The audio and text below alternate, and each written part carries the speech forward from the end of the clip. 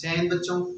आज हम लोग जा रहे हैं आगे नेक्स्ट पढ़ने आपका deep dual nature of radiation and matter का नया लेक्चर। हम लोग का आज का लेक्चर है कि de Broglie wavelength equation. De Broglie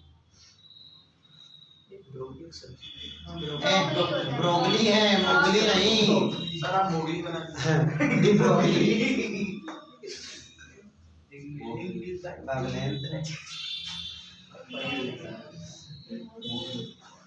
wavelength equation. लेकिन इसके पहले आइए समझते हैं कि डी ब्रोगली ने क्या कहा था। सुनिए, डी ब्रोगली ने, पूरा नाम था लुइस डी ब्रोगली। इन्होंने 1924 में 1924 में कहा था कि all the material particles associated wave with it, जितने भी मटेरियल पार्टिकल हैं वो सभी अपने साथ वेव रखते हैं, वो सभी अपने साथ वेव रखते हैं ना, वेव रखते हैं अपने साथ।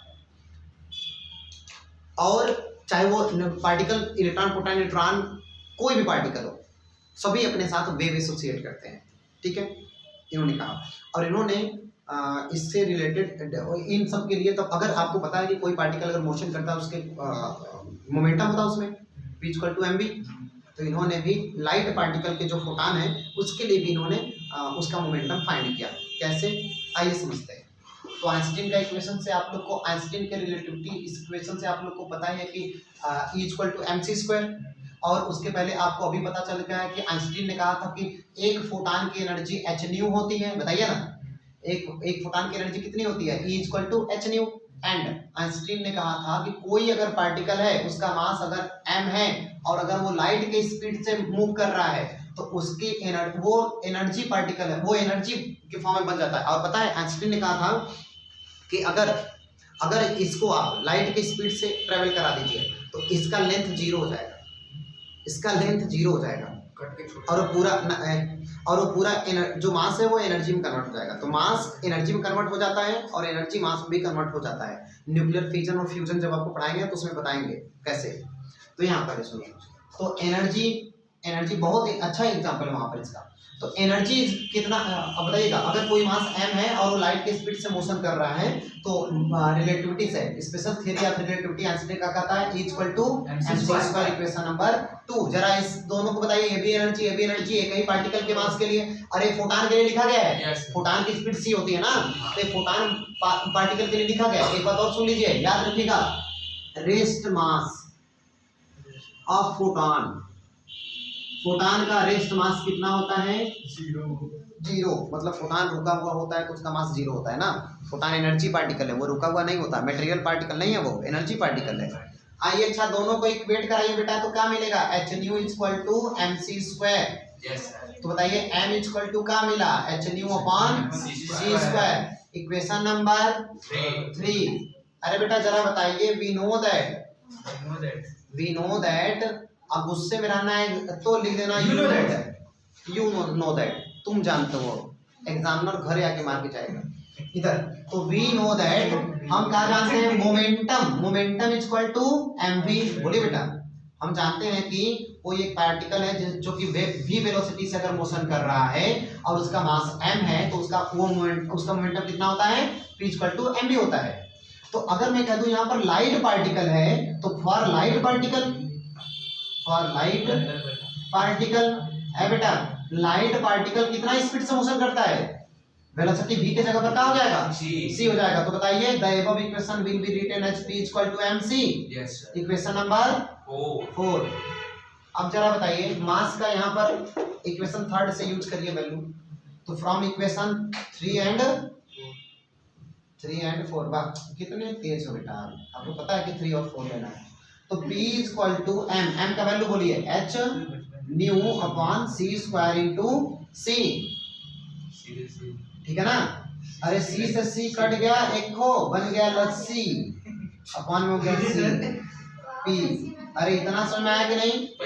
अरे याद करो वो दिन, याद करो बेटा, याद अच्छा नहीं आया तो लो, velocity is equal to distance upon time.